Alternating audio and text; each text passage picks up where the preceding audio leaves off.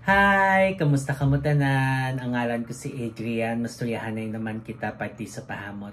Ini nga pahamot nga luyag ko istorya sa inyo subong tawag siya Sauvage for Men. Iyan ni siya ni Christian Dior. Panlalaki ni siya, pero kung luyag mo siya suksokon, bahala ka pag gusto ka. Ano ni siya klase nga pahamot?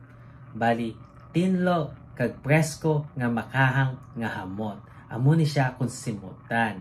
Angay siya sa mainit ka panahon, ang temperatura nga para siya is between 70 to 90 degrees Fahrenheit o kung 21 to 32 degrees Celsius. Ano ang iyang mga nota? For the top, we have Calabrian, bergamot, kag pepper na may citrus siya nga bergamot tapos may pagkakahang tungod sa pepper.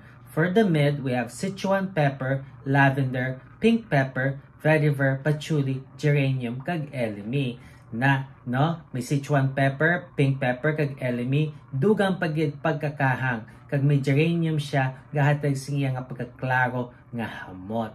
Kag for the base, we have ambroxan, cedar, kag labdanum.